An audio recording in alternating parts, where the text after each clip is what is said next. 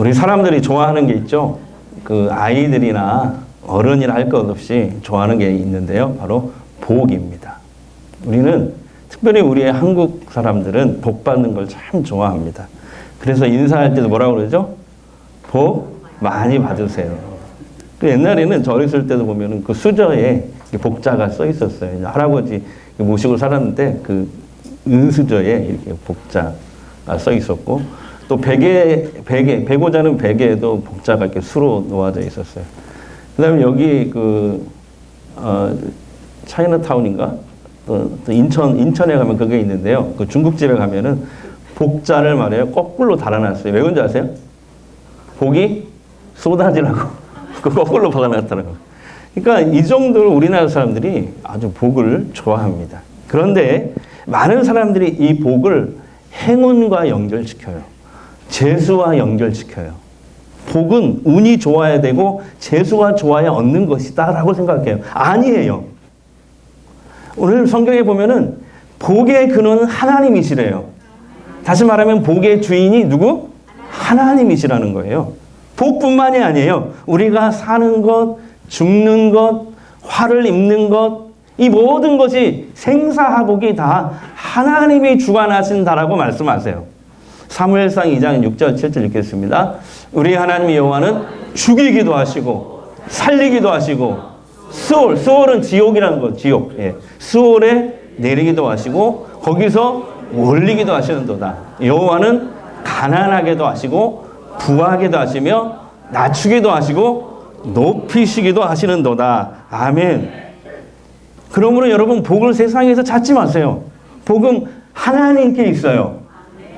그런데 여전히 많은 사람들은 복을 운이라고 생각하고 재수라고 생각하는데요. 한번 생각해 보세요. 그 운과 재수라는 것 확률이 낮은 거잖아요. 거의 없는 거거든요. 예를 들어서 우리가 로또 복권을 사잖아요. 그러면은 어쩌다가 한두 명이 이렇게 당첨이 되거든요. 그 확률이 몇인지 아세요? 700만 분의 1이에요. 700만 분의 1. 그거 어떤 확률이냐면 제가 비 오는 날 그냥 밖에 나갔는데 번개 맞아 죽을 확률입니다. 예. 거의 일어나지 않겠죠? 예. 그래서 복을 운이라고 생각하고 재수라고 생각하는 사람은 사탄에게 속는 겁니다. 하나님은 우리가 복 받고 잘 살기를 원하세요. 우리에게 정말 복을 주고 싶어 하세요. 오늘 말씀이 그 하나님의 마음을 보여주는 대표적인 말씀이에요. 시편 1편. 너무나 잘 아는 말씀. 근데 오늘 말씀을 자세히 보잖아요. 이 보면은 하나님이 복을 그냥 하늘에서 우리에게 뚝뚝 떨어지게 주시는 게 아니에요. 하나님이 복의 길을 내셨어요. 그리고 이 길로 가면 누구든지 이 길로 가기만 하면 복 받을 거야 라고 말씀하시는 거예요. 참 공평하신 하나님이죠. 하나님이 복의 길을 내셔서 누구든지 이 길로만 가면 행하면 복을 받을 수 있게 하셨어요. 자, 그러면 복을 받으려면 어떻게 해야 될까? 자, 1절, 2절을 읽겠습니다. 시작. 복 있는 사람은 악인들의 꾀를 따르지 아니하며 죄인들의 길이 서지 아니하며 오만한 자들의 자리에 앉지 아니하고 오직 여호와의 율법을 즐거워하여 그 율법을 주야로 묵상하는 자로다. 아멘. 하나님이 복 받는 길을 아주 정확하게 말씀해 주셨어요. 복을 받으려면 오만하면 안 된다. 악인의 꾀를 쫓으면 안 된다. 죄인의 길에 서면 안 된다. 어떻게 해야 한다고요? 하나님의 율법, 하나님의 법을 즐거워하고 그것을 쫓아 살아야 돼. 이게 복 받는 길이라고 말씀하셨어요. 그래서 우리가 이렇게 예수를 믿고 말씀을 듣고 또 예배를 잘 드리고 신앙생활을 하려고 하는 일은 하나님이 정해놓으신 복의 길을 가려고 하는 거예요. 자, 이런 복을 받는데요. 3절. 자, 시작. 그는 시냇가에 심은 나무가 철을 따라 열매를 맺으며 그 잎사귀가 마르지 아니함 같으니 그가 하는 모든 일이 다 형통하리로다. 그냥 형통이 아니라 다 형통하리로다. 할렐루야.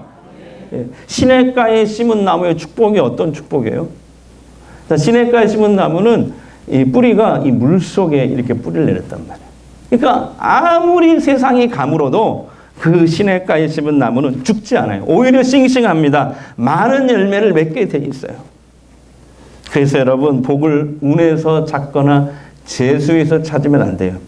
복은 하나님 안에 있어요. 주 안에 있어요. 자, 옆 사람에게 복은 하나님 안에 있어요. 주 안에 있어요.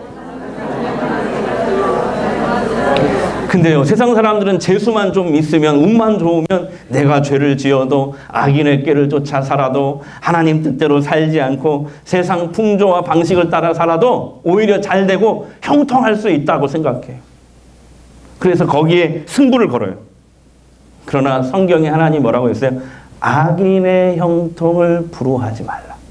이렇게 얘기하고 있거든요. 왜 그래요? 악인은 잠시 형통한 것 같아도, 번성하는 것 같아도 결국에는 하나님의 심판을 받고 멸망할 거라고 말씀하시는 거예요. 오늘 말씀에도 악인의 결국은 결국 껍데기만 있고 속은 다 비어있는, 속은 생명력이 없는, 그래서 바람에 나는 겨와 같을 거라고 그렇게 말씀하십니다. 자, 4절 보겠습니다. 시작. 악인들은 그렇지 아니하며 오직 바람에 나는 겨와 같도다. 여러분, 하나님의 법과 길과 진리와 원칙을 따라 사는 것보다 꾀 부리고 요령 부리고 사는 사람들이 생각보다 참 많습니다. 하나님은 꾀와 요령에다가 복의 길을 만들지 않으셨어요. 오늘 분명히 말씀이 나오죠. 여호와의 율법, 한마디로 뭐예요? 하나님의 말씀을 중히 여기고 말씀대로 살아야 복을 받는다는 거예요. 지난주에 제가 아는 분의 전에 있던 교회죠. 전화를 했어요. 한 3년 만에 전화를 한 것 같아요. 예. 아주 기쁜 소식을 들었어요. 그래서 내가 이거 설교에 써먹어도 됩니까? 그랬더니 써먹으래. 예. 이분은 고등학교 다니는 두 아들이 있어요. 두 아들이. 근데 우리 교회 그 이름하고 비슷해요. 하나는 주찬이고요. 하나는 예찬이에요. 예. 둘 다 뭐 하냐면은 제천에 있는 어느 고등학교 그 축구 선수예요. 제천에 있는. 근데 그 학교 축구부는 지난번 군산에서 그 청소년 전국대회가 열렸거든요. 축구대회. 근데 16강에만 들어가고 8강에는 못 들어갔어요. 그러니까 축구를 별로 못하는 학교예요. 얘네들이 다니는 학교가. 근데 엄마 아빠가 신앙이 너무 좋아요. 제가 알잖아요. 같이 봉사하고 그때 막 했으니까. 신앙이 좋아. 부부가 주일 예배뿐만 아니라 매일 아침마다 두 아들을 위해서 가정 예배를 드린대요. 근데 2년 동안 그동안 드렸대. 2년 동안. 몇 년? 매일 안 빠져. 월요일부터 토요일까지 예배를 드리고 주일날에 교회 와서 드리고 예배 드리면서 이렇게 기도했대요. 하나님, 우리 주찬이, 예찬이가 세계적인 축구 선수가 될 수 있게 길을 열어주세요. 복을 주세요. 이렇게 기도를 했대요. 그 기도만 했대, 2년 동안. 그래갖고 이제 가끔씩 이제 두 아들이 그 숙소에서 나와서 이제 집에 오자는 같이 예배 드리는 거예요. 4사람이서 같이. 참 이거 느꼈는데 예배하고 아이들이 예배하고 기도하는 일이 얼마나 중요한지 알았어요. 내가. 기도도 구체적으로 해야 되겠더만 진짜. 뭉뚱그려 하지 말고 구체적으로 기도해야 돼. 자, 두 아들이 다니는 학교는 전국대회에서 8강에도 못 들어가는 축구를 별로 못하는 학교. 근데 이번에 무슨 일이 있었냐면 전국대회 군산에서 열렸는데 미국 고등학교 축구 스카우터가 2사람이 왔어요. 그래가지고 선수를 찾는 거예요. 데리고 가려고. 한 분은 미국 서부에서 왔고 한 분은 남부에서 왔어요. 그리고 이제 그 일주일인가를 했는데 청소년 축구 대회를 쭉 관람을 한 거예요. 귀빈석에서 다 관람을 한 거예요. 얼마나 전국에서 뭐 78개 학교인가? 이렇게 붙었으니까 얼마나 많은 애들이 있겠어요. 근데 거기서 딱 2사람이 눈에 띈 거예요. 누굴까요? 주찬이하고 예찬이만 딱 눈에 띈 거야. 그래서 다음 달에 미국 유학한대, 축구로. 전화가 왔어. 배가 너무 아팠어. 그래서 자랑하려고 전화했어요. 그때 목사님 설교 써먹으라고 전화했다. 더 놀라운 게 뭔지 아세요? 미국에서 장학금 생활비를 다 내준대요. 아, 하나님 말씀하신 복의 길로 가니까 복을 받는구나. 걔네들이 다니는 학교, 제천에 그 학교 축구 못 한다니까. 아니, 한 명이 발탁되는 것도 기적인데 두 형제가 어떻게 발탁이 될 수 있느냐. 하나는 미국 동부로 가고 유학을, 하나는 미국 서부로 갑니다. 그러니까 떨어져서 이제 축구 활동을 하는 거예요. 근데 더 놀라운 게 뭔지 아세요? 이 주찬이, 예찬이가 올해 고등학교 축구 선수인데 올해 30명을 전도했대. 얘네들이. 그리고 나 이 얘기 듣고 눈물 흘릴 뻔했어. 경기할 때마다 두 형제가 두 손을 잡고 기도한대, 이렇게. 누가 뭐라고 하든지 말든지 이렇게. 이 고등학생 아이들이. 우리 교회도 축구 선수를 둔 부모님이 있습니다. 축구 선수만 있나? 유도 선수도 있고. 앞으로 그 부모님들은 오늘 도전 받으시길 바랍니다. 도전 받으세요. 하나님이 복을 주셔야 복을 받을 수 있어요. 하나님이 복의 길을 내셨기 때문에 운수와 재수와는 아무 상관없어요. 하나님이 말씀하신 복의 길로 가세요. 세상의 방식으로 세상의 꾀를 쫓아서는 복을 받을 수 없어요.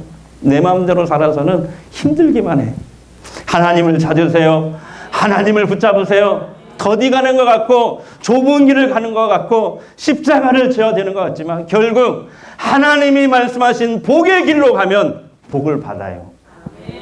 그래요. 하나님 말씀일 때는 이해가 안 될 때도 있어요. 그렇게 살면 정말 힘들겠다, 죽겠다 싶을 때도 있어요. 손해보는 것 같이 생각될 때도 있어요. 하지만 그냥 믿으세요. 눈 딱 감고 실행하세요. 하나님이 오늘 본문에 약속한 복을 그대로 다 줄 거예요.